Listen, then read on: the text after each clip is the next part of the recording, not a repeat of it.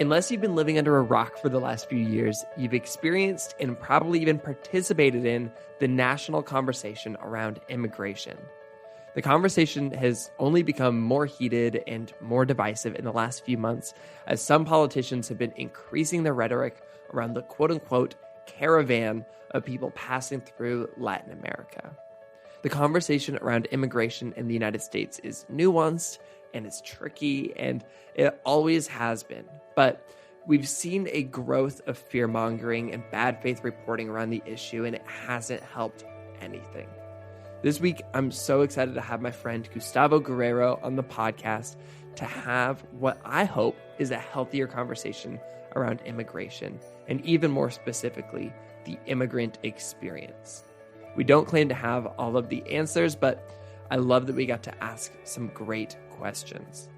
Gustavo Guerrero was born in a small town in Honduras in April of 1992. After being raised by his aunt, Gustavo became an immigrant to America at the age of 12 after he moved to South Carolina to live with his parents. Gustavo is a talented musician, and this is actually how we first got connected, and his love for music became apparent early in his life when, at the age of 6, he created his own drum set out of paint cans and kitchen pots and pans. While attending high school, he found refuge in the music room as he learned more about music, himself, and North American culture. As a dreamer, he is passionate about advocating for human rights, immigration reform, and civil and political rights. His bilingual cover of John Lennon's hit song, Imagine, with YouTuber Alex G, has reached over 4 million views. And in 2017, the DNC chose their cover as part of their campaign to fight for the DREAM Act to protect almost 800,000 immigrants. Gustavo has performed for and met with prominent political figures like Senators Cory Booker and Bernie Sanders. I'm Brennan Harvey, and this is Sounds Good. This is the weekly podcast where we have conversations with inspiring people who are rejecting cynicism and using their lives to make an impact. Sounds Good is not your typical 3 Steps to Success podcast. We don't host this podcast for the sake of leaving you with bullet points on self-improvement. We deeply believe that our lives are more complex than that. And so we show up here on Sounds Good to ask big questions, dive into nuance, and learn from each other's stories.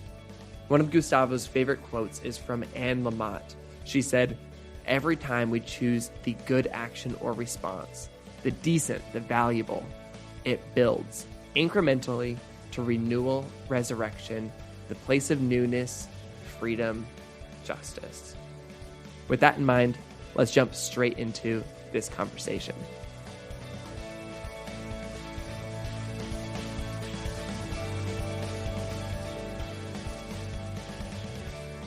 Did you ever watch that documentary? It's called like Being George Clooney or something like that. I don't think so. So it's about voice actors. Yeah. And like wow. the people who like when George Clooney does a movie and they want to make it, they want to dub it over in Spanish. Yeah. Who they bring in to do George Clooney's voice in Spanish. And then who they bring in to do it in Portuguese and in French. Yeah. And all of those people who are like, it's a fascinating. Yeah, it might even be free on Netflix. I don't remember. Yeah, it's interesting. I grew up watching cartoons in Spanish, okay. So like it was always the same guy. Like whoever does Homer Simpson in Spanish, it's like Homer Simpson in Spanish. That's like, amazing. There's nobody else that does it. It's really cool. There's a TV show on Netflix called Money Heist. Yeah, and it's made in Spain. I think it's in Spanish.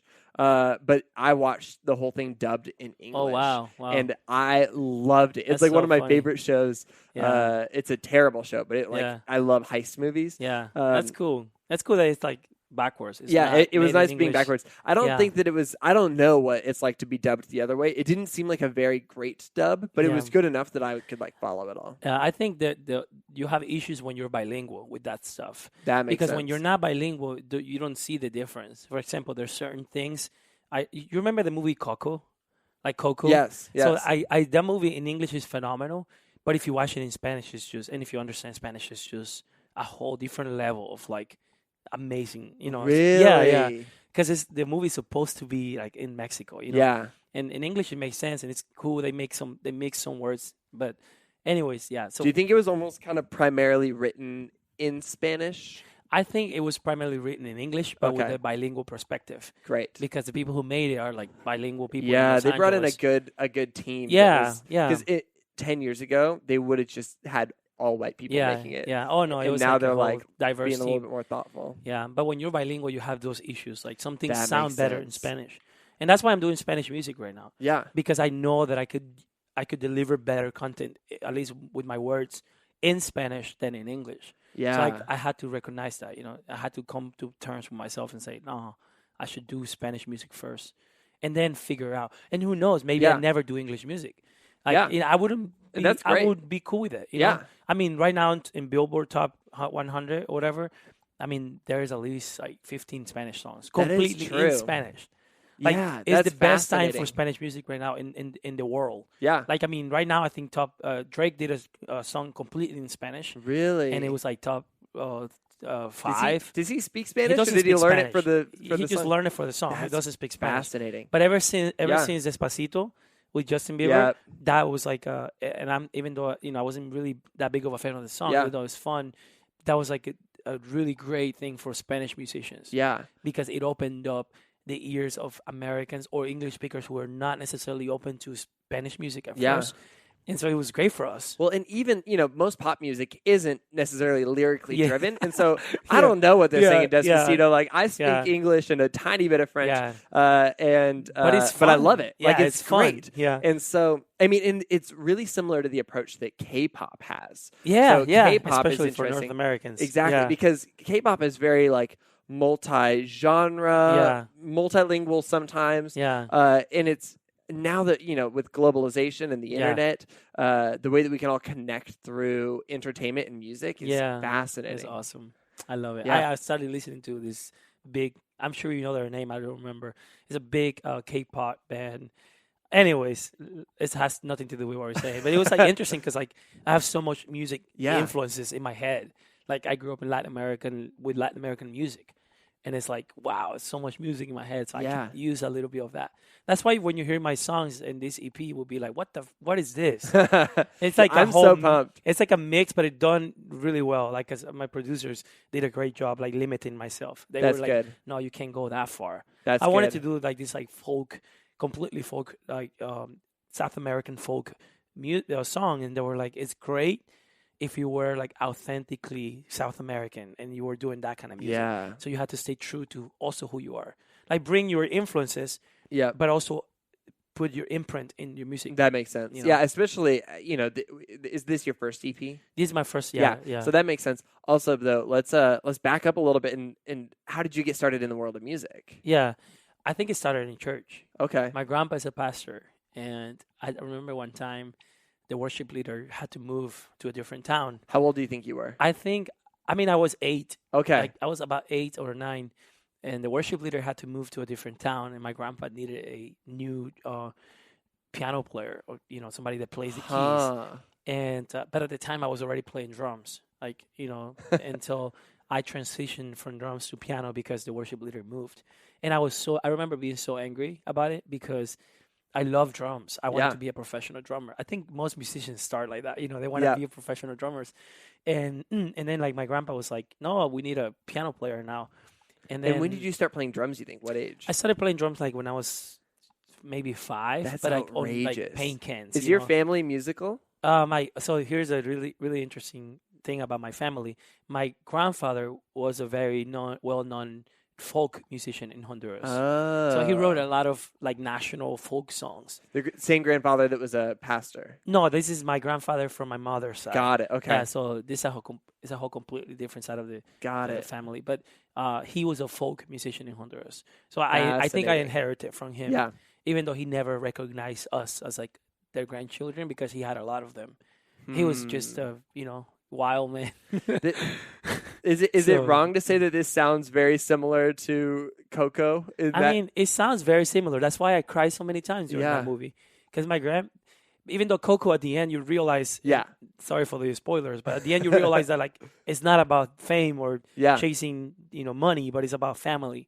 And my grandpa was always about not necessarily fame, but woman.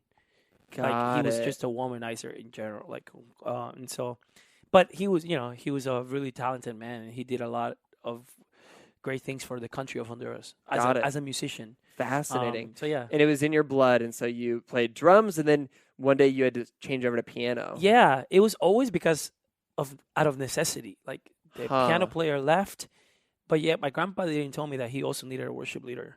He just randomly told me on a Sunday morning, like, "Hey, can you sing this song?" And I mean, I still don't consider myself I'm not a trained singer. You know, I sing because I have to. I think you're a great singer. Thank you very much. I love your voice. Thank you very much. So my grandpa was like, I think, can you sing? I remember this song. I remember that song, Nothing by the Blood of Jesus or something like that. It was that song in Spanish, obviously. And he told me, like, could you sing this song, like, today? I was like, what? You know, but at the time, you don't really think about it much. You just do what your grandpa tells you or what the pastor wanted.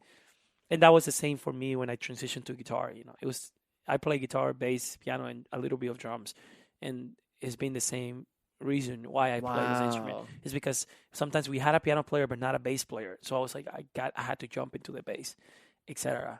And I feel like a lot of musicians can relate to that because I feel like a lot of people start that way in church. You know, so yeah. Fascinating. Okay, so at what age do you feel like you had learned all of these instruments?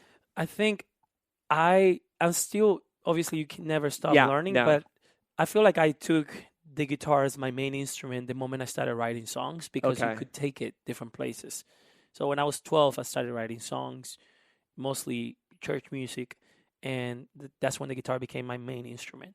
And to this day, I think I don't play much piano as much. I'm fluent at piano, but I don't use it anymore because I don't necessarily. Right now, this season in my life, the guitar has taken the lead as the main instrument. And I mean, you're a great guitar player too. Thank you very much. I tell people that I play only what I need. Like, you know what I'm saying? Yeah. Like, I always hire lead guitar players when I'm doing like live shows, for example, because they play great lead, but sometimes they don't seem to know how to play the things I play. It's so interesting. Some of them are trained musicians. They're like, I don't understand what you're trying to do. Or they tell me like, oh, this is really awesome. Like, how do you come up with this? I'm like, it just sounded cool. and so you're like fully self-taught? Yeah. Even though I was in training jazz when I was in high school, I did jazz band. Okay. So I had 4 years of, I guess if you want to count that, high school training. I think it counts. Yeah. Yeah, I was playing piano for the jazz band. And, Got it. Yeah. And then I was in choir in school, but that's my only training. And then like, you know, on my own YouTube videos, you know. Yep. No. So, YouTube's amazing. Yeah, thank God for YouTube. So at what age did you move to the United States from Honduras? So I was 12, about to be 13, when my parents brought me here. They were already living in South Carolina. And so you were in Honduras. Yeah. Were you like living with your grandparents? I was living with my aunt and my uncle, Okay. which for me, they were my parents because Okay. my parents left me when I was really young, I think 6 or 5 years old.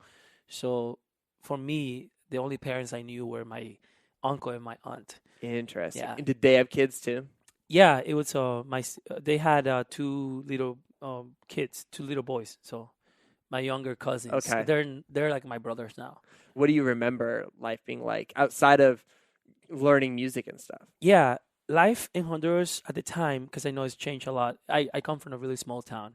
Like, we have dirt roads, but yet it's not like tribal style. Like, Yeah. you still have McDonald's and all this like American things. You know? You can find a McDonald's anywhere you go in the world. But we had a very, very minimalistic, simple life. Like, life was always about getting up, you know, having breakfast, going to school for me or my parents. My uncle, you see, I call him my parents. My uncle and my aunt, they own they had a company that built doors. Like, it's interesting, you know, and all types of doors. And so they would do that kind of work. And so, yeah, life was very simple, you know, just riding my bicycle. I remember always having my real parents in the U.S., but I liked it more because of what they sent me. They would send me cool stuff. That's like awesome. The Converse All-Star shoes, for example. Like, I think I was the first one in my town to have Wow. them. So I was kind of spoiled by my parents living in the U.S. It would put me in a different space from everybody else because I would have the cool toys. And it was not like the rich stuff. It was like simple things like a little Yamaha keyboard. Yeah. Like $100 keyboard, you know. And so, yeah, it was life in Honduras for me was very peaceful, slow-paced, secure. It was. Yeah. I felt right at home. Interesting, ironically enough. Yeah. Yeah. What inspired your parents to move to the U.S.? I've asked my parents this question before, like now as an adult, because I've heard so many stories about it. And I think that when I was a kid, they would try to hide the real reasons why they moved. But according to my father, they moved here because they had a big bank payment that they had to do. The bank was going to take their home away if they didn't pay a certain amount. Their home in Honduras. Yeah, yeah. Okay. They had a debt with the bank because my grandpa was also a farmer. So we went through a drought back in 1999 because of a hurricane, Yeah. Hurricane Mitch, that destroyed Central America. The worst hurricane in history of Honduras. So my grandpa lost it all because of the hurricane. So my dad was going to lose his house as well, my grandparents. So my dad was like, I'm going to have to go to the U.S. to get this money so we can pay the bank back and we can, still keep our homes. Yeah. So he moved here by himself for that reason back in 1999. Got it. Yeah. Okay. Did he have a plan? Did he have a job lined up, or he's just like, we're gonna show up and we're gonna find something? His plan was literally to come here to work for 2 years. Okay. And the work that he does in Honduras, he's a high school teacher, but he wasn't able to do it here because he was not bilingual, and also like it works differently. You have to have accreditation from the U.S. To teach. Yeah. And so the only work he could do is labor, blue collar labor jobs.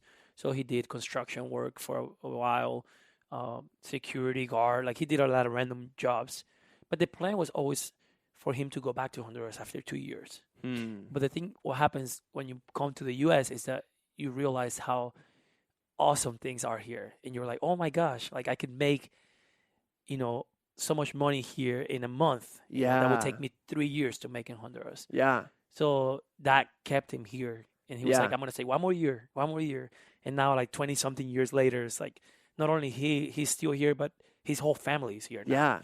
Well, and it's fascinating to me, and I think that people don't think about this that often, that your dad was a skilled, educated teacher, and then he was working a blue collar job in the United States. Yeah. Like he's not somebody who was working a blue collar job in Honduras. Yeah, and he was making double, if not more, here as a construction worker than as a teacher. And That's by the way, this is fascinating. still true to this day. Like Wow. a housekeeper here makes more than a doctor in Honduras sometimes. Wow. Like, and I know it sounds exaggerating, but you can look it up. It's true. And I have friends that are professionals in Honduras that move here because of necessity, and then they do blue collar jobs, but they get way more money a year than they would get practicing, their professional careers in Honduras. Man. And I'm sure it's true for a lot of countries, Yeah. especially third world countries. Okay, so your dad is in the United States. He stays longer than his planned 2 years. When does your mom come to the U.S.? So my mom came 9 months after my dad Okay. left Honduras because the plan was for her to take care of us. But I think things were shaky in their relationship, or I don't know exactly why. But eventually, 9 months later, my mom came to the U.S. to reunite with my dad. Got it. And then that's how the whole story began for us. Is because after they moved here, they were thinking about staying for a few more years and then come back, to Yeah. raise us in Honduras. But things just, years just go by like days, Yeah. and things just come out in a different way that you planned sometimes. And for them, it was that. Did it feel weird that your parents had left you? Yeah. I mean, I grew up thinking that they had abandoned me. And I remember it was really hard for me. I was the older, son, because I have a sister. She's 22 now, but so I was the one I think that was affected the most. It was a very emotional, a traumatic experience for me because I remember my mom. I still remember to this day when my mom left. I don't remember when my dad left. But I'm closer to my mom, I guess. And I remember when she left, and she left me her Bible. I remember this like so clearly. And she told me, I'm going to come back. Please don't forget me. And first it was like, I was so sad. I was crying. And then I became indifferent. And then I became to the point where I was like, you're not my mom anymore. My mom is my aunt, and you left me for US dollars. That's how I would think it as a kid. I didn't understand as a kid what money was, or like paying bills or anything. Yeah. So now I look back and I'm like, oh my gosh, But obviously, a kid is not supposed to understand Yeah. these things. When you're 5, 6, all you know is that you want to be with your dad and with your mom. You don't know where food comes from, And so it was that for me, and so I had to heal from that as a kid. When they asked me to come to the U.S., I say no. By the way, and this is the story that many people don't know is most people that are brought here, it's not that they want to be brought here, but they have no other choice because they're minors. Minors. That's how you say that. Yeah. And so you have to just do what your parents say. I never wanted to come here. My life in Honduras was, for me as a teenager, obviously, when I was 11 or 12, I was really good in Honduras. I had friends, church. I was playing the music, and it was great. And you didn't know the difference either. No, not at all. I thought it was. See, the U.S. has always been this promised land idea, or this concept of a promised land for Latin Americans, especially for Honduras. I can speak for for a whole country, but for most people I know that are immigrating or migrating to the U.S., to them it's like, no, the U.S. is the promised land. We have to go through the desert, like in this case, literally. Yeah. And then to get here. But that was the idea. For me, it was like, it's a promised land, but I love where I am. I don't want to move there. I would rather my parents to come back to Honduras. But when you're 11, you don't know. Like, I mean, I think my parents did the best they could. Yeah. Yeah. What's the process to like getting to the United States from Honduras? Then what was it for your parents, and then what was it for you? Okay, so my parents tried to get visa, but it was not given to them. And again, this response to many questions that people have or ask me, why didn't you do it the legal way? Because, I have to say we came illegally, like pretty much. When my dad went to ask for a visa, he explained to the embassy his situation. I have this debt. I have to make some money. If not, my house is going to be taken away. But they don't give you a visa unless, you have a lot of money. And you have to own land. Like, this is something also that many people don't know. Yeah, I didn't know that. You have to be, how do you say, land owner? Like, you have to own land, and you have to have possessions. You have to prove to the U.S. Embassy that you have a lot of things in Honduras in order for them to give you a visa. And I understand, I get it. They want to bring people that are educated, people that are not going to stay here, but they're going to go back to their country. Oh, I get it. Yeah, so because they're like, oh, you've got a vested interest in coming back to Honduras. Exactly. And is it Honduras that denied them, or the United States that denied them? No, this is the U.S. Embassy. Okay. Yeah. Got it. The U.S. Embassy in Honduras. Got it. So you go to the capital. Typically, you go to the capital of the country, and then you apply.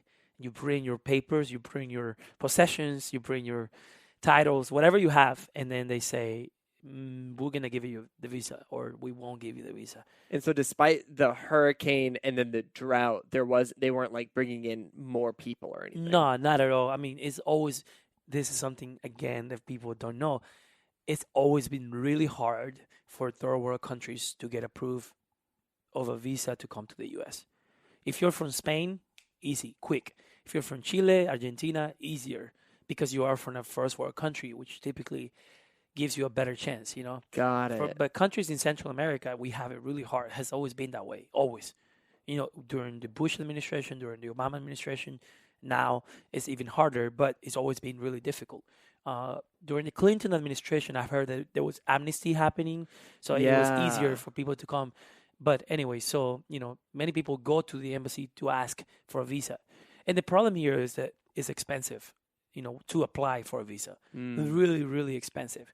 And you're not guaranteed that you're going to get it. Yeah. It's like playing the lottery. You put your money in, you go, but you show up, but you don't know if you're going to get it. Most people, I think 90% of people that apply don't get it. And the 10% are people who come here only as tourists and, to vacation in the U.S. And so, so after their visa getting denied, my mom went through the same process. We went through the same process too, by the way. We all went to the U.S. Embassy in Honduras to try to apply for visa. And my parents spent more than $5,000 in 2006, to try to get us here legally, and then it didn't work that way. So for us, it was more, things were getting crazy in Honduras with crime and, gangs. And a lot of the kids that had parents in the U.S. were being threatened. Like, they were kidnapping kids that had parents in the U.S. because these people that were doing these things had this idea that because they're in the U.S., they They have can actually access. pay the ransom. They have Yeah. access to more money. So my parents were afraid that we were gonna get kidnapped because we were written in a list. It's funny how these things work. Yeah. Because like the gossip around town was so quick that you heard, oh, so and so is on the list to being kidnapped. And so Whoa. so the rumors started spreading. My parents were like, we have to get you guys out of there. Yeah. So And it's interesting how the whole thing is cyclical. So you have a hurricane and then a drought that creates an economic issue. And your Yeah. parents are like, okay, well, we have to solve this economic issue and we're going to try to apply for a visa. yeah, That doesn't work. So then they're like, okay, well, we're going to lose our job and our property Yeah. if we don't do something. So, we're driven to do this thing. And then it's like, okay, now that we're in this situation, now our kid is in danger. yeah. And I think it's a very similar story for everybody. Even the European migrants, they started coming in the 40s or during or during First World War, and it was the same thing. They first came, to get some money and get back, but they saw how awesome things were here. They were like, what if we try to bring our family and have a better life here? Especially, I'm not a parent, so I don't know what it feels like to say, I want to give my kid a better future. And so even though I didn't like coming here at first, I always tell my parents when I see them now, it's like, thank you for bringing me here. Because I would probably be dead by now if I had not come to the U.S. So Yeah, what are the lives of your peers back in Honduras like?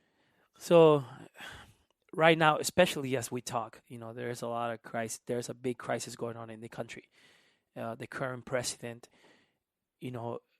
pretty much changed the constitution to be voted again into office, and so most people know that it was corrupted the way Yeah. he got elected, and it's affected the whole country because it created crisis between the two parties, the left and the right, and then a lot more crime.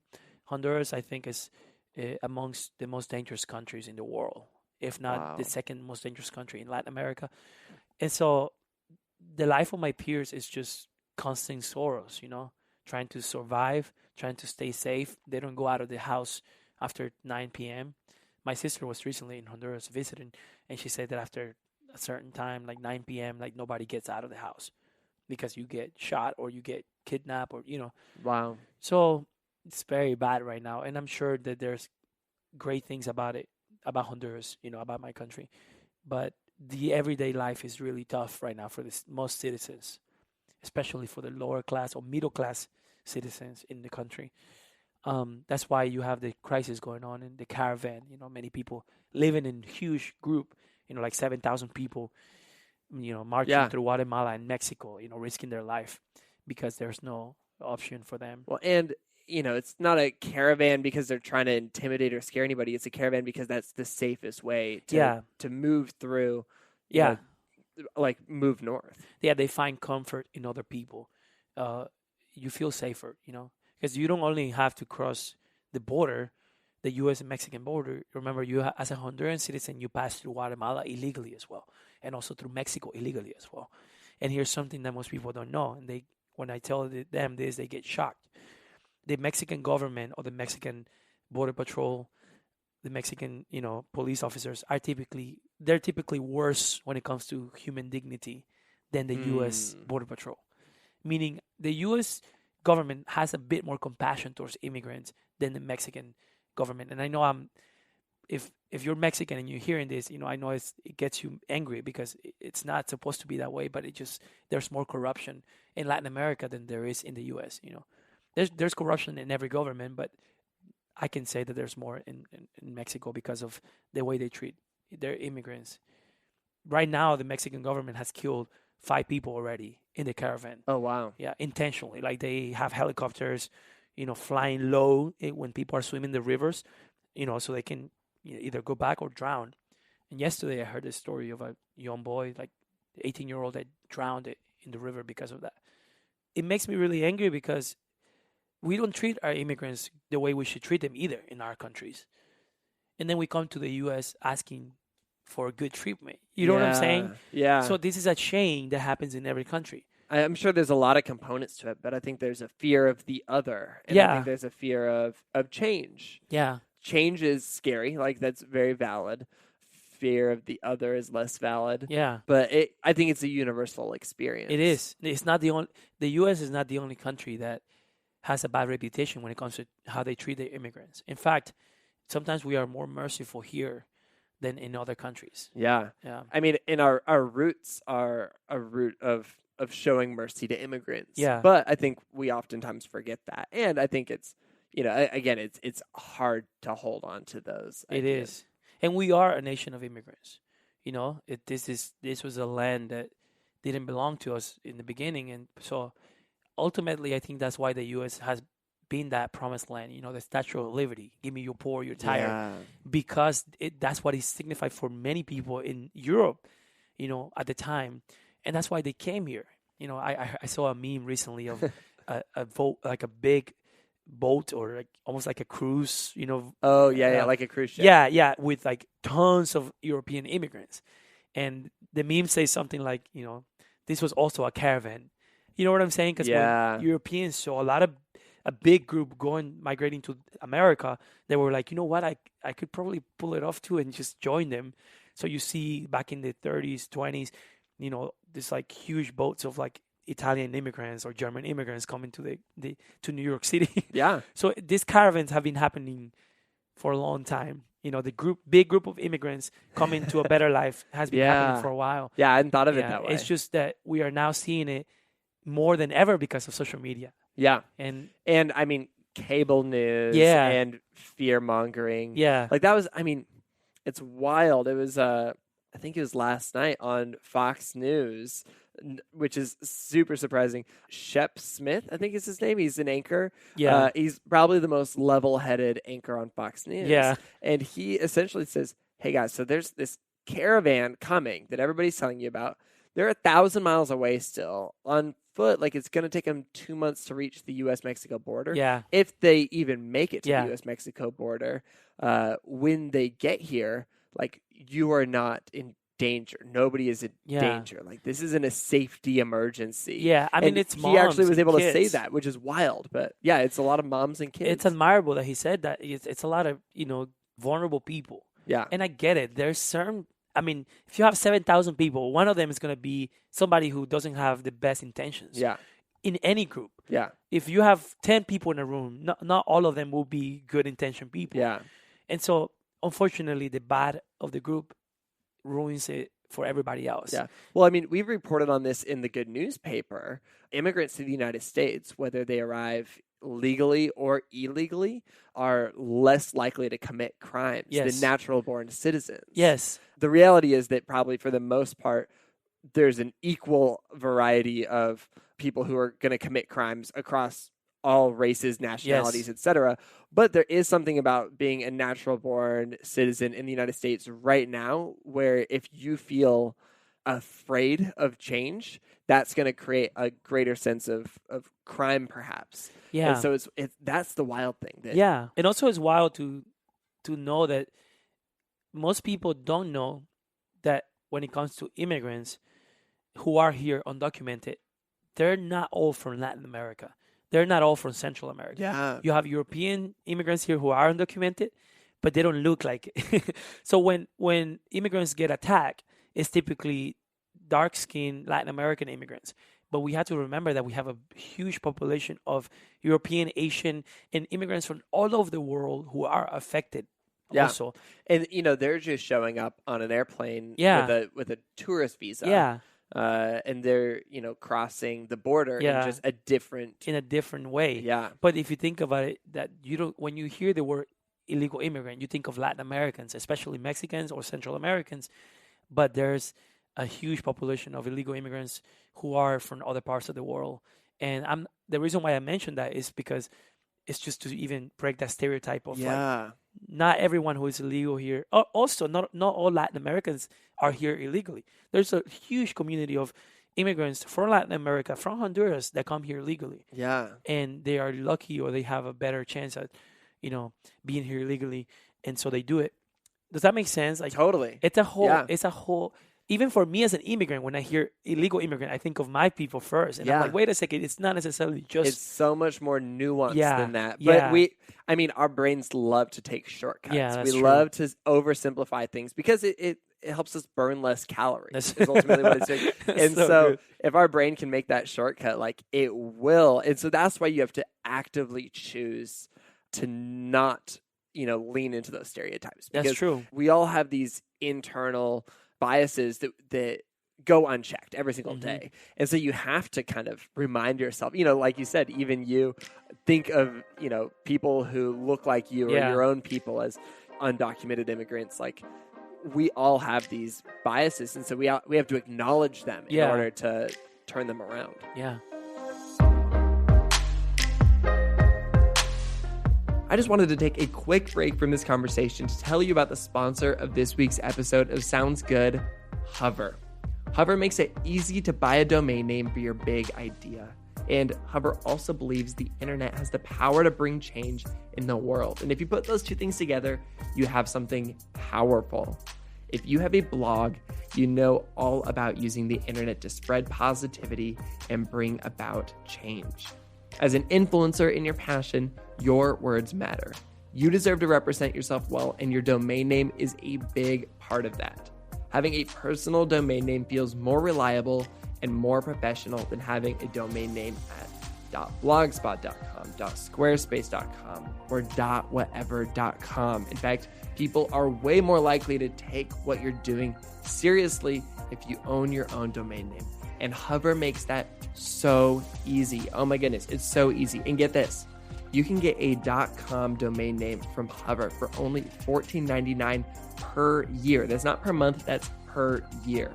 Hover also makes it super easy to get connected to your website builder too. So wherever you're building your website, the Hover Connect feature allows you to connect your domain name with a few simple clicks. That's what I did when I bought BrandonHarvey.com over 8 years ago, and that's what I did when I launched GoodGoodGood.co.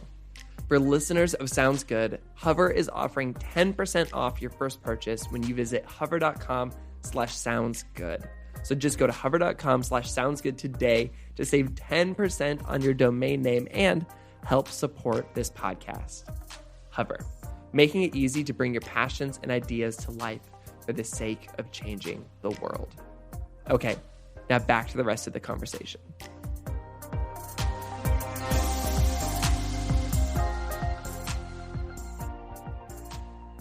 Okay, so you were 12 and your parents said, hey, you got to come up to the U.S. Yeah. What's the process of getting to the U.S. like for you? So whatever I'm about to say might make my parents look bad or sound like bad, but remember, they were trying to rescue me from death, Yeah. And I'm not exaggerating. So I had to come undocumented to the U.S. So what happens is most people hire coyotes. That's what they're called. Okay, yeah. Coyotes. How do you say it in English? I would say like coyote. Coyote, yeah. As like an English speaking. Yeah. So, but the term comes from the animal. Yeah. I guess because it moves through the desert. That's how it began. Got it. A long time ago. So they hire human traffickers, pretty much, to get you through Guatemala illegally, and then through Mexico illegally, and then the biggest challenge of it all, which is crossing the border. And how much of this is walking versus in a vehicle versus... This is honestly different for every case. For me, I took every type of transportation. Got it. Train, semi-trucks. At one point in Mexico, I was hidden under the seat of the back of a semi-truck. I could barely breathe. I remember I thought I was going to die of suffocation because I couldn't breathe. But they had to hide me in a semi-truck that had some type of cargo, which I think, and I'm almost sure that it was immigrants in the back of the semi-truck as well. But for me, because I was a kid, I guess my parents paid more to have a bit of better treatment, which you can. Got it. You pretty much have a package that you can pay these people.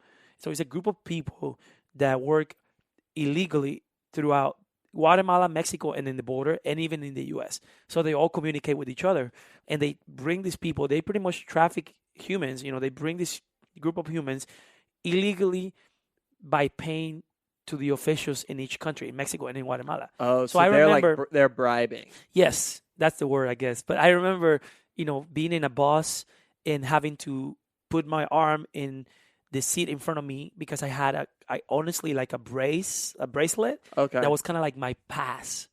So when Oh. there was a checkpoint in Guatemala, the police officers would get in the bus, and I wasn't told to put my arm in front of the chair so they could see my bracelet, which pretty much meant that they pay for my entrance under the table. So there's a lot of Fascinating. corruption within itself. The Wow. government, the local government in Guatemala and in Mexico works with these people in order to bring these people because they know that their main goal is to get to the U.S. So they are like, we have this group of people going through my country, so I'm gonna make some money out of it. Yeah, they kind of know. Okay, Yeah, this isn't the final stop. yeah, For just most like of these drugs people. that come from South America. It's the same thing. They charge an Oh. amount of money in order for those drugs to come illegally into the country and reach the main destination, which is the promised land, the land of opportunity. And so they would do anything they can. And obviously this is under the table. And Yeah. they would never admit it, but it's again not to sound, negative, but it's just a lot of corruption that happens. And so that's how I came here. I remember sleeping in a hammock in the border of Guatemala and Mexico the night before I crossed the river. There's also like a small river that you had to cross in the border of Guatemala and Mexico. I remember sleeping in a hammock, being bit by mosquitoes like crazy. Mm. Oh my gosh, it was dangerous. I heard gunshots all the time. I honestly experienced, I witnessed a little girl get raped by one of these coyote guys, and I heard it. And the group cannot do nothing about it because you get shot, because you're vulnerable. You're being led by these criminals. And I know this is triggering to talk about, and I'm sorry if it sounds like I just lightly say it, but I remember as a 12-year-old hearing a little girl get raped, and we couldn't do nothing about it because the guys with the gun were, the people who were bringing us here. So it's a long story, but to make a long story short, the whole journey was traumatic, terrifying, and that's not even the worst part because the worst part was crossing the border, the U.S. and Mexican border, which is the most traumatic part. And I still don't talk about it much because it triggers me and it's very clear in my head. Really? Yeah. What about it is traumatic to you still? I mean, I remember hearing the coyotes or the guys talk about how they were going to cross us through the river. And they spoke about us like we were merchandise, And some of them would die because they couldn't keep up with the group. So they left them in the desert. And you're seeing all of this happen, So there's so many layers to it. And then once you cross in the border, I felt like the biggest criminal in history. And I would question, why do I have to cross this border like a criminal? And, we had to swim the Rio Grande. That's what the river is called between Mexico and... It's a big river. Yeah. What was the part that you crossed big? I crossed through Texas, and it Okay. was huge, and it was Wow. dangerous, and I had to swim, and I was afraid, and they let you cross the river, but they let go of you. Once you cross the river, the guys, they don't have control anymore. So as a kid, your goal is to swim to the other side. But as you're swimming, as you're crossing the river, there's helicopters going around. You hear dogs barking from the Border Patrol, the U.S. Border Patrol. And then there's spotlights going on. It's terrifying because you're literally breaking a national or a federal law. Obviously, I didn't know at the time. Yeah. But you're like literally like a federal criminal in a way. You don't know that because all you know is you're going to your parents. Yeah. You're risking your life to not die in your country. And that's why it's traumatic for me because I've been through it the worst way, that immigrants can come. And to this day, I remember the sound of the helicopters and the dogs. And when I reached the other side, I blacked out. I don't remember what happened. I just remember waking up in the desert, almost dead, and being picked by a Border Patrol agent, which was really nice to me and gave me water and brought me to a prison cell, like the ones you've been seeing lately on the news with aluminum foil blankets. That existed back in 2006. That's not a reason. That's not a thing that's just happened. The problem here is that Americans are just being exposed to it. Yeah. So many people are like, what the heck is going on in the border? Yeah. Like, no, this has been going on for a while, Yeah. since the Bush administration or even before that. But, it just happens to be public now because of social media. So I was, some people told me that oh, it's fake. Those photos are manipulated. And I'm like, I actually was in those prison cells. They're cages, like literally. Yeah. And so I was taken by a border patrol to that prison cell until they were able to contact my parents and pretty much send me to my parents. Wow. Okay. Yeah. And so why did they send you to your parents instead of saying, hey, you got to go home? So there's a lot of policy that goes with the whole story at the time. Remember, policy changes constantly when it comes to the border. At the time, the Bush administration was allowing kids under the age of 15, I think, to appeal their case if they reach the border. So if you reach the border as a kid from Honduras specifically, they were not allowing the Mexican kids the same way they were allowing Hondurans. So they were showing more mercy to us. So they would allow us to go to the court and to the judge and appeal our case. Wow. So they gave us 6 months, a 6 month period of, tell me why you need to be here. Yeah. And then my parents, obviously, they didn't go to court because they knew they were going to send us back, which is typically the case. Got it. So it's very... That's a weird part of the system. It's a lot of layers, man. Yeah. And at the time, that was the law at the time, or that was, the policy. Now it's changed. So it's a lot of layers, and it's really hard to understand. And I understand when people don't get it, but at the same time, I always tell people, like, you should study a bit more because there's more layers to it. It's not that people just stay here illegally because they want to. It's mostly because they've tried every choice. And to this day, like 2018, 26-year-old me, I'm still undocumented. And to say this, it's very scary, but it's just part of the story. Like, I haven't solved the problem. Yeah. Are you at all in danger being on this podcast and talking about that and the process and the fact that you're undocumented? I mean, have you seen those documentaries of people who leave cults and they talk about it? Have you seen those interviews? I don't know if you've seen them. Yeah. But it kind of feels like that because I'm exposing a lot of weird, dark, under the table stuff that happens.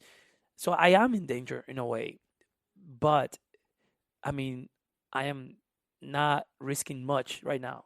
I don't have a daughter. I don't have a kid. I'm 26, and I'm also advocating for dreamers. I'm a dreamer now. And for those who may be a little bit unfamiliar with the DREAM Act, maybe a quick breakdown of what DREAM that Act is. has been we've been wanting Congress to pass for a long time. It's a policy that would give citizenship to kids who were brought here not by their own intent.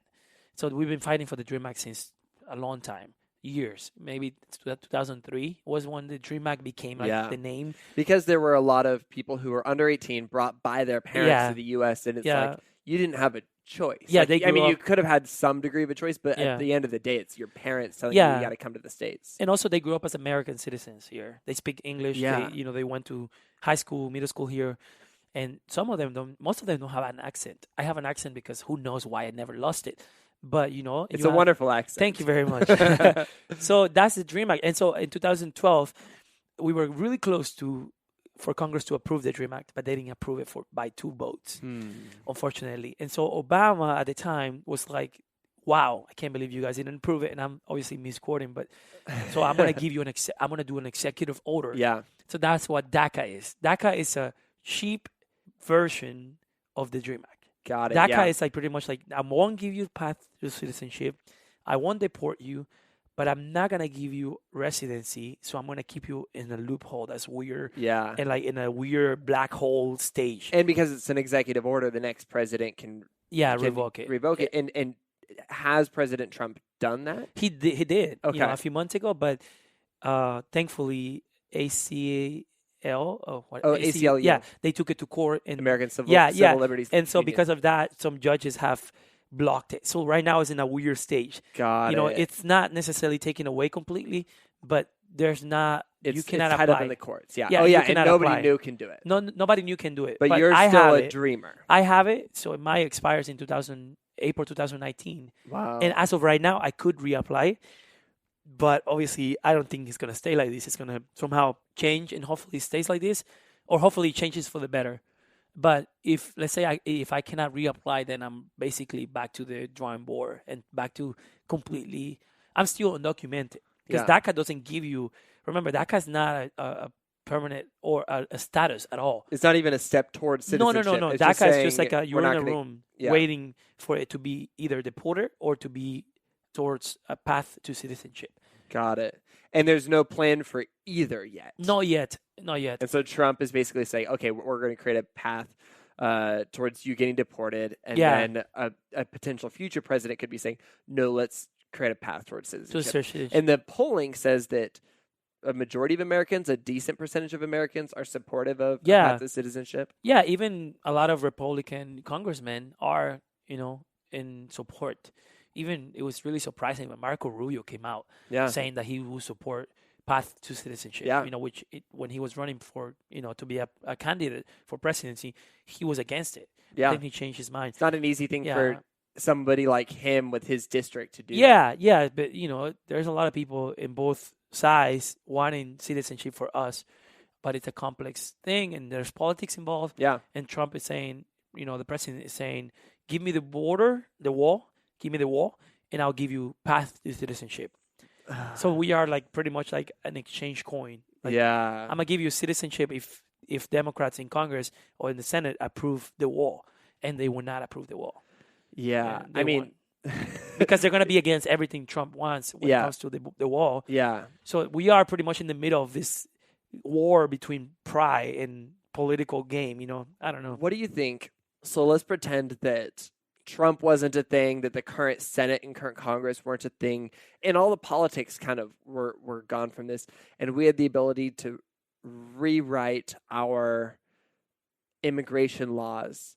What do you think would be the healthy and fair thing to create? And I know that's a big question. No, I can answer that question by simply saying, let's look at the numbers. Let's look at how the country is being run and what the people are doing to better the country or to make it run. Yeah. Because let me tell you this is surprising to many people, and I still don't know why. The people who cook your food at Mexican restaurants, probably illegal. The people who cut your yard, probably undocumented. People who pick up tomatoes in California or wherever, everywhere in the States, they're probably undocumented. So society, as we know it in the U.S., it works because of also undocumented immigrants. So all I'm saying, and the reason why I say that is, I think we should rethink about how we deal with these people, with us, because we are already here anyways, and I don't think they're going to go away. Yeah. And I know this sounds very like I'm not saying this in an offensive way to people who don't agree with amnesty for immigrants, but what I'm saying is we are here anyways, so why not do it the right way? It's going to benefit the country economically. It's going to make life safe for Americans. Like, for example, Dreamers, we had to go through an extensive background check by the FBI in order to get the Dream Act status, or the DACA status.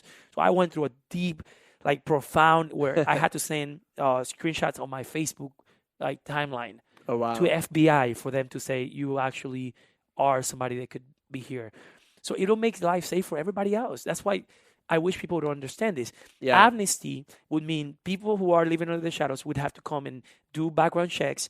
So if they're doing some type of crime, they will be checked for it. And they will be sent back, which is good for the safety of Americans and for the safety of the immigrants who are here doing good work. Does that make sense? Totally. And what about the border in the future? I think that the wall is a terrible idea just because you build a 10-foot wall, you get a 12-foot ladder. It's just a really bad expense. But I also, to some degree, am like, I think that, understanding who is coming into the U.S. and who isn't is valuable. And so, based off of my, very limited understanding of all of this, my thought process is increase the number of people who can immigrate legally and include people from developing countries instead of just developed countries, or more so, but tighten up security on, not only the southern border, but also coming into the U.S. border security on a plane stuff. I don't know. What do you think about that? Because at the same time, you've got people coming from, Latin America who need refuge somewhere. Yeah, that's such a good question. And this is really important. Like, this part of the conversation and this question is, I think, the most important part of understanding policy when it comes to immigration. And I'm not a professional, right? I'm speaking as an immigrant, but there's great resources online for you to understand policy and how it works. But what I can answer you about this is, the numbers are going down when it comes to people who are migrating here illegally. So Not only that, but there's fewer people every year who Yeah, are in the yeah. United States illegally because Yeah. people are leaving yeah, more than people are coming. yeah. So a lot of politicians speak about immigrants coming here like if it was a crisis going on for us in the U.S., but it's not. It's not. So numbers are going down. There's not a lot of people immigrating here illegally like they used to be in the last 10 years. Yeah, I mean, So Bush's era, I think, had the highest. It was Yeah. either Bush or Clinton. yeah, yeah. And so now it's like going down because of what people hear in the news. They're more skeptical about it. So, and also what I'm saying is my ideal thing or scenario in my head would be that Honduras will build their government in a way that people don't have to immigrate. And that's the Yeah. thing, Brandon, that a lot of people don't understand either. And I don't say this to blame it on people. It's just I didn't understand it either until I did my own research. But I don't, as an immigrant, dude, I wish I could have stayed in Honduras and had a great life over there. Think about Yeah. it. So my goal, my desire is for these countries to rebuild their governments in such a way that they don't have to immigrate. Because let me tell you this, brother, Honduras is a beautiful country. Do we have amazing landscapes? We have incredible environmental places, mountains, rivers. There's gold in a lot of mountains in Honduras. Like there's so much natural resources. I mean, we have an island called Roatan, which a lot of North Americans go there for vacation. You know, it's like bilingual completely, and there's like a lot of tourism happening. Honduras has so much potential to become an amazing self-sustained country. So my ultimate goal is not for, immigrants to be welcome in this country, which is obviously what I would like. But my ultimate dream is for like these countries to build their countries in a way that's so good that you don't have to immigrate. Yeah. Because let me tell you this, even if you immigrate legally, it's a cultural shock. It's a lot of work. You have to work harder. It's a And lot you're of working money. through the trauma of it, Yeah, too. trauma, a lot of money you have to spend. You have to, you have to adapt to a different country. So like, it's not necessarily that I'm saying that I want everybody to immigrate to the U.S. Even though I think that people who immigrate to the U.S. are bringing good things to the country, to the economy. But does that make sense? Totally. My dream is for us to stay in our country. So most people would think like, no, those immigrants want like us to have open border policy. No. I would love for our governments in Latin America to be self-sustained, to be self-sufficient for their own people, because that would make the world a better place. And also it would create better opportunities, and people don't have to die in the border. Yeah. People don't have to, go to emotional trauma and etc. So that's my ultimate goal. Man, I love that. I wish that we could, in a perfect world, that would be the ultimate goal. Well, and the ultimate goal would be for Honduras to be able to do that completely on its own. But, if you're an expert on immigration, Yeah. like a 7 out of 10 expert, and then I'm a 7 out of 10 expert on foreign assistance. Yeah. And the way that the United States gives money and creates programs and offers aid to developing countries around the world to help them get a hand up. Yeah.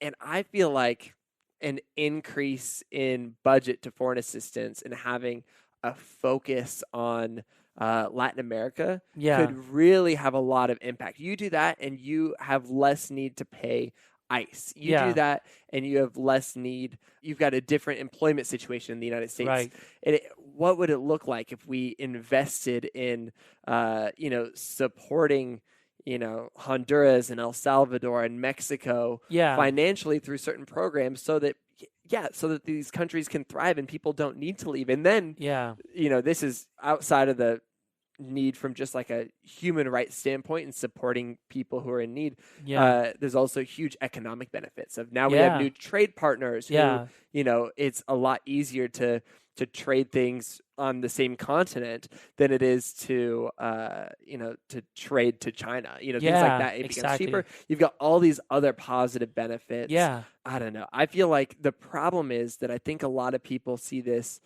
as a topic instead of as humans. It's become dehumanized. And if we could just get back to that and say, okay, how can we help people? Right now we're just rejecting the ability to help people in many ways. But what if we said, okay, let's help people with the immediate ways, like in a reactive way, but let's also help people in a proactive way. Let's find out, who the Gustavo will be in 10 years. And before he even comes to the United States, let's help him in the United States, but let's before he even comes to the United States, let's figure out how to help him in Honduras as well. Yeah, and the U.S. has done so much goodness to these countries, to third world countries. We've done a lot of greatness, especially local organizations like churches, people who go on missions, they build schools. I mean, I could sit here and talk forever about the good work of the North American in Central America. But what I would also say here is also I wish that the U.S. would stay sometimes outside of. I wish they would not inflict into things that they're not supposed to. And this is a whole different, deep conversation that I'm not going to go into. But what I can tell you is, in a surface level, is the U.S. has also inflicted in things that they should have never inflicted in, and that creates chaos in the country. It's a good reminder. Because remember that there's a lot of resources, natural resources in Latin America. There's a lot of locations that are strategically great for the U.S. to have, like Cuba. The U.S. has wanted to own Cuba for the longest time in human history because it's great location. Because remember, if Cuba gives Russia permission to use their location to attack us, Cuba is like literally 90 miles from Miami. Yeah. So strategically, the U.S. needs Cuba, just like Canada was also like something that the U.S. wanted to obtain because of strategically when it comes to locations. Does that make sense? I don't want to. So the U.S. sees Central America like that too. Yeah, and it can kind of abuse that thing where it's like, oh, hey, I'm doing something good for you, but I'm actually I'm taking something. I've got from ulterior you. motives. Yeah, and that's a again, good reminder. There's better good that the U.S. has done than bad. Even then, I'm skeptical, but I'm saying this from a perspective. I'm saying this as somebody who loves the U.S. Somebody who appreciates this country. But we have been, just like any human being has done in your life, you've done things that have hurt other people. We have done and created policy that has hurt Latin America in the past. And professionals can tell you even with a more deep perspective.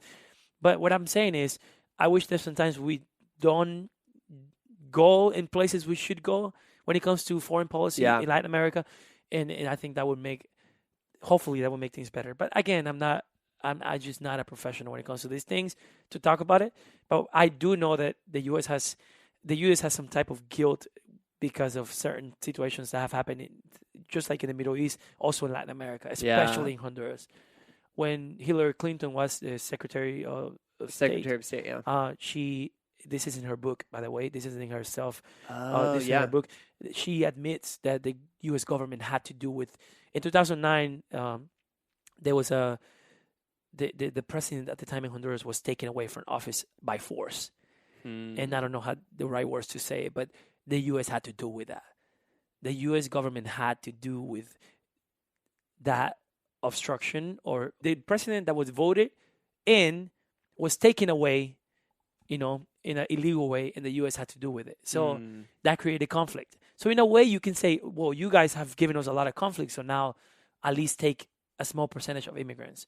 I don't know. Yeah. No, it's super complex. Yeah, it's very complex. Yeah, and that's the thing where I just want to see more public debate about all of this. Like, I can't believe that the debate is, do we build a wall or don't we build a wall? Because a wall is just, it's like a physical thing that like we can wrap our minds around, but it's symbolic of this greater conversation we should be having, which is like, what percentage of foreign assistance should be going to Honduras? And when we do that, is it purely food related, or is it aid, or is it military? And then what do we provide? What kind of amnesty do we provide to people in need, and what's refugee status? Like, what if we dive into the actual complex policy aspects of this instead of just focusing on, I'm scared of the brown people coming across the border?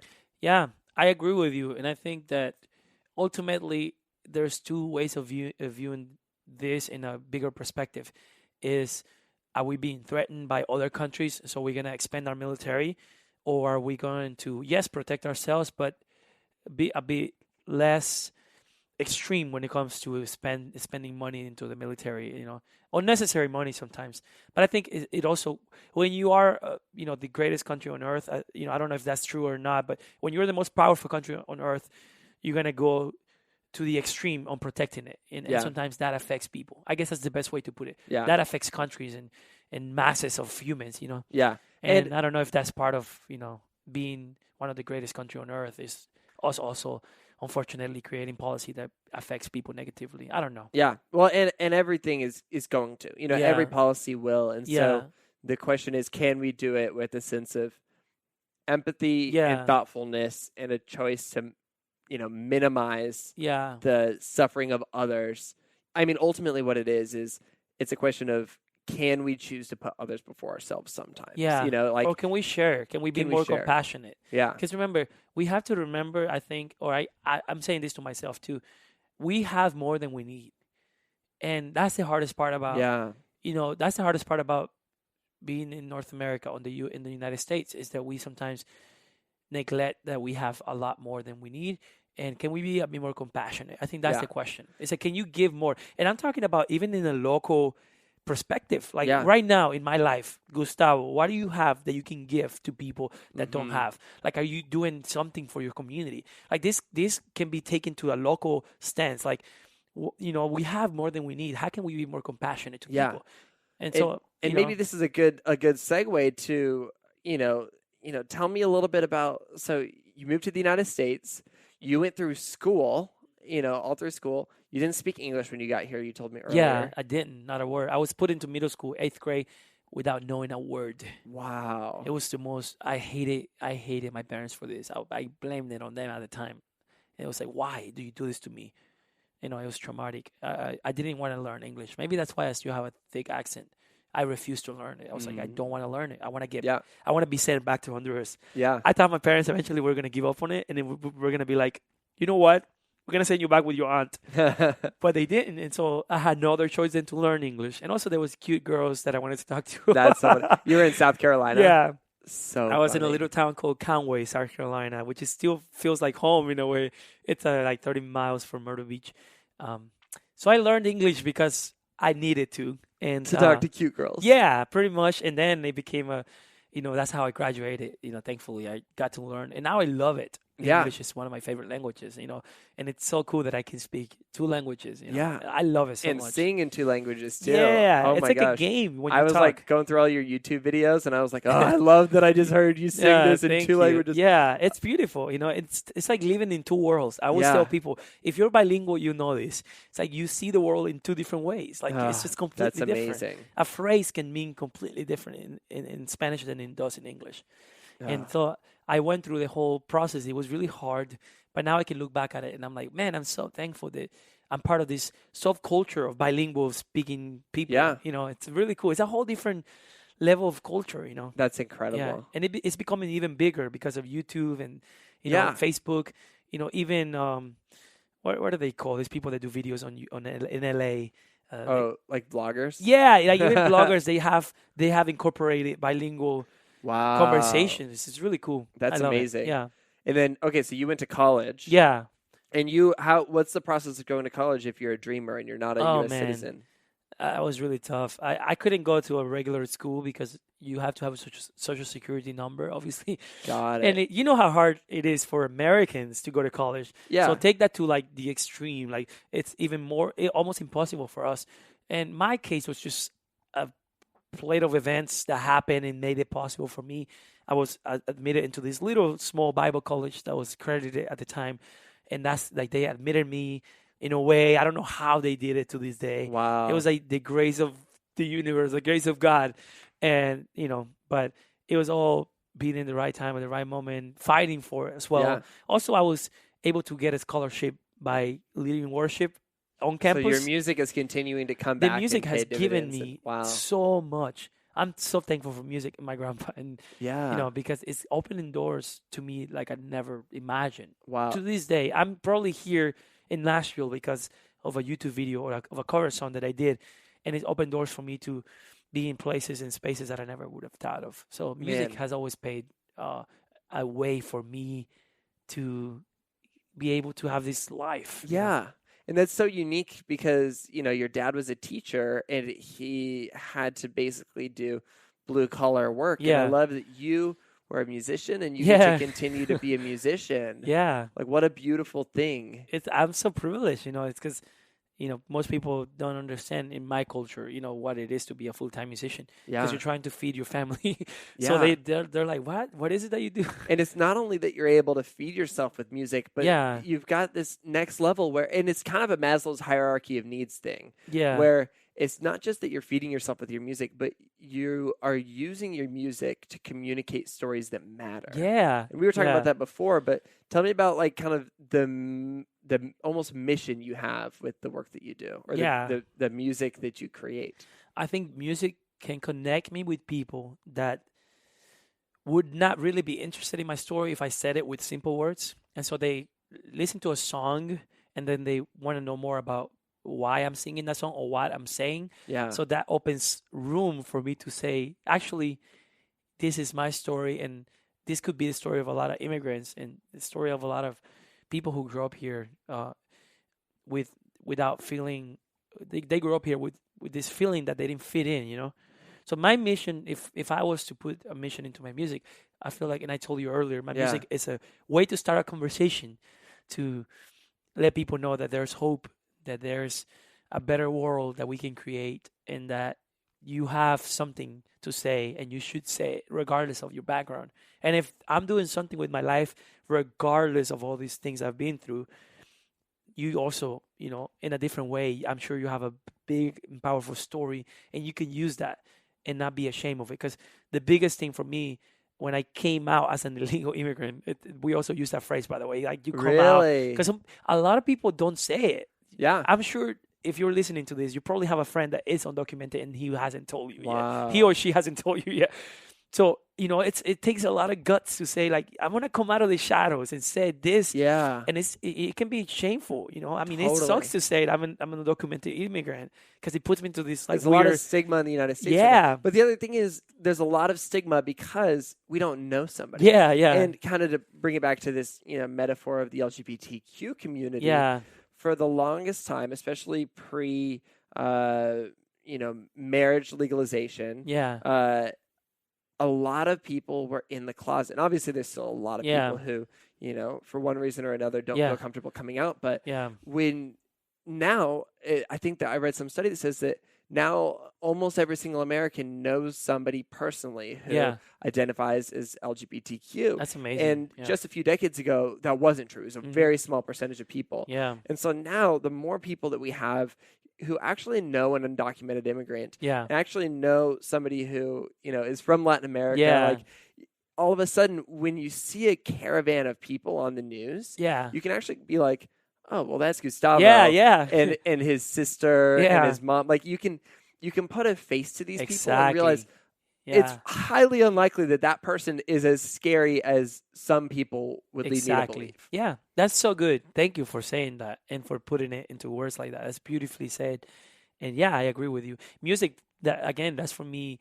It's a way to tell these people too, you're okay and you have value as a human being. And a social security number doesn't give you value. Yeah. You already have that value, because a lot Yeah. of people feel like unless they have a social security number, they mean something in society. But you matter regardless if you have a social security number or not. And it's okay to say I'm undocumented.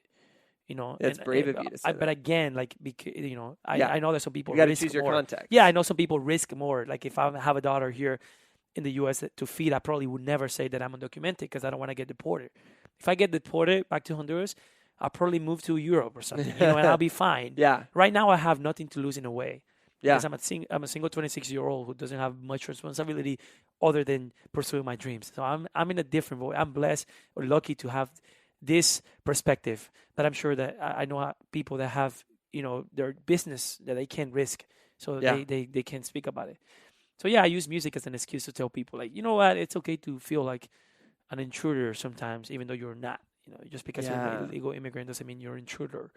It just means that you find yourself in a circumstance that made you take this type of lifestyle that is unfortunate. And I hope that we can solve it hopefully soon. And I hope eventually the world gets to a point where we don't have to immigrate so much, even though it's been the story of humans ever since the Yeah. beginning of time. So Yeah. I'm sure we're always, at the end of the day, we always are going to have that immigrant label, all of us, because your parents came here or your grandparents probably came here in a way that was not seen as legal, I guess. But yeah. Yeah. And you've got a new EP coming out soon. Yeah. Tell me about that. That's Man, so I'm really exciting. excited. Yeah, it's gonna be in Spanish completely, but it's an EP.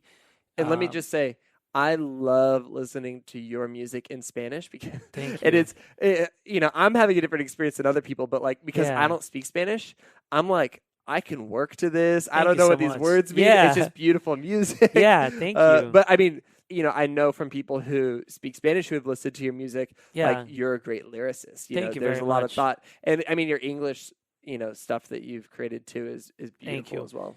I appreciate it. I'm just a lover of Spanish language, and I read mostly in Spanish, and so everything I bring into my heart is typically in Spanish. So I think I can say it better at the moment. So I'm really excited because it's an EP about pretty much what we've been talking about. Mm. One of my songs questions that, like it questions what fitting in looks like. And my first single that's gonna come out this Friday, or I don't know when this is gonna be Yeah, out, so but it'll probably be November the last 2nd. Friday. Yeah, Yeah. November the 2nd. My first single. It's called Promised Land. Mm. So it literally speaks about pretty much stories of me as a misfit, if you want to call it that way. Trying to figure out life. The second song in the EP is called Shell, like Hmm. like what the turtles have. Is Yeah. that what it's called? Yeah, Shell. It's called caparazón in Spanish, and it's this idea of like not being able to fit in the shell. It's an analogy that works better in Spanish. Really? But yeah, pretty much the whole EP has this kind of concept of misfit trying to figure out the world in Wow. front of me, which I'm sure is the story of a lot of people. I'm really excited about it.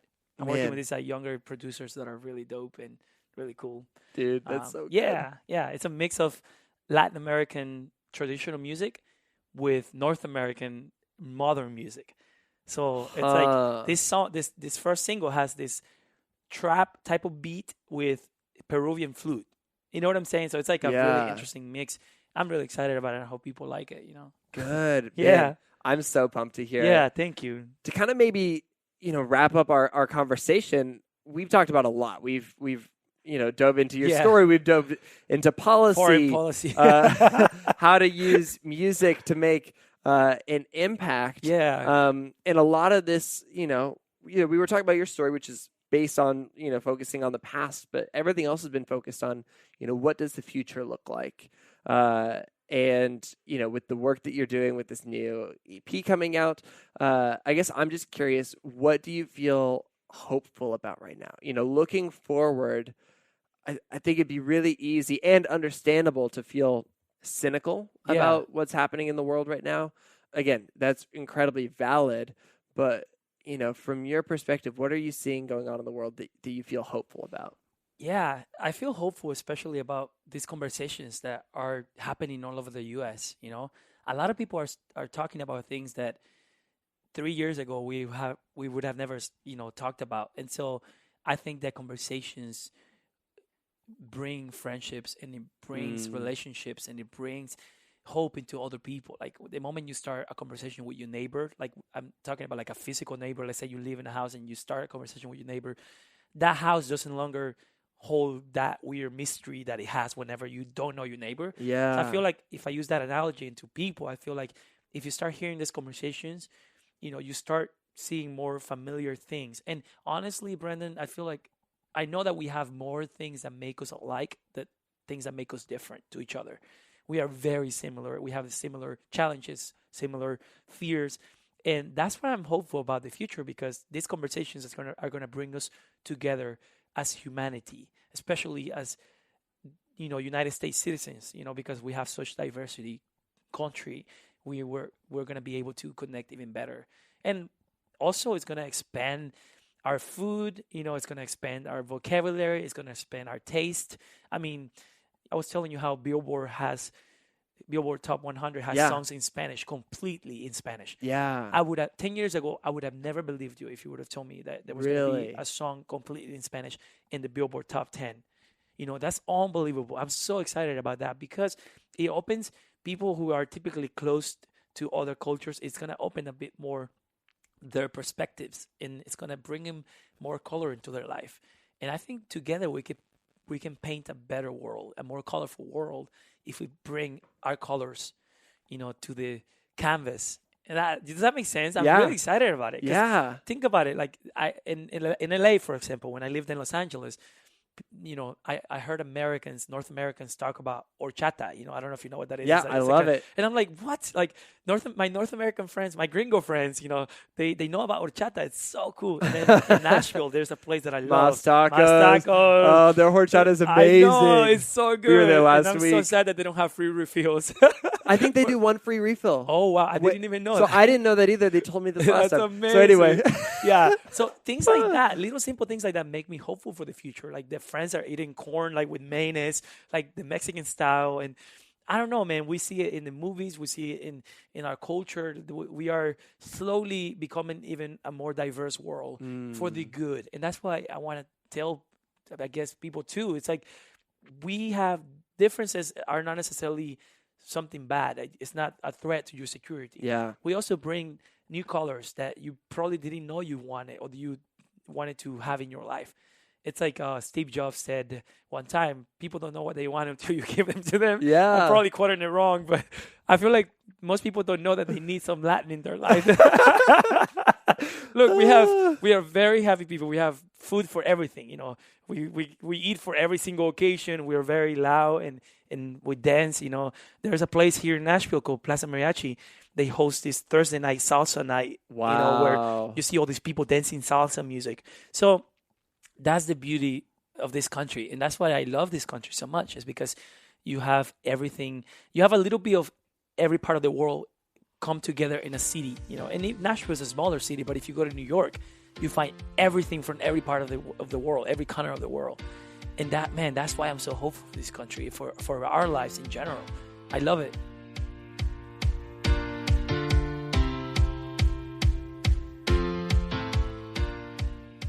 Wow, I just loved that conversation with Gustavo. He is truly one of the most genuine and kind people I've ever met, and I loved getting to spend an hour diving into his story, diving into his music, diving into this complex idea.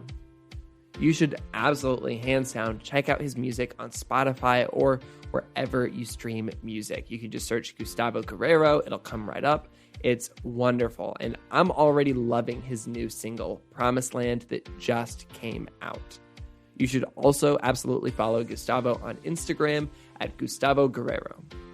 And please, if you enjoyed this conversation, share about it on your Instagram story or wherever else you share things online. We always love seeing what resonated with people, and it really helps people find the show. But also, this conversation probably is bringing up a lot of thoughts and ideas around, some current events. And so if this is a helpful tool for you, or if you have things that you want to say about this, share about it. We would love to join the conversation. If you're new to Sounds Good, we would love for you to stick around. If you like this conversation in particular, you'd also love my conversation with Jonathan Moya, who shared on his episode about his project to document the U.S.-Mexico border with his brother and all of the things that they learned on their journey. You can find this episode and more than 100 other episodes by searching for Sounds Good on Spotify, Apple Podcasts, or wherever you listen to podcasts. Make sure that you hit subscribe to keep getting more inspiring conversations with incredible people delivered to your phone while you sleep. This podcast is created by me, Brandon Harvey, as a part of Good, Good, Good, a community that believes in the power of celebrating good news and becoming good news. Chad Meckles-Navely and the team at CM Studio edit and mix the show. You can get lots more helpful stories by following us everywhere at Good, Good, Good CO. We also create a beautiful quarterly newspaper that celebrates the people, ideas, and movements that are changing the world for the better. You can order it today. Check it out and see what else we do at Good, Good, Good at goodgoodgood.co. And on that note, that is a wrap for this week's episode. Go out and dive into some nuanced conversations this week. Show some empathy towards others. And we'll be back with another inspiring story from an incredible person. Sound good?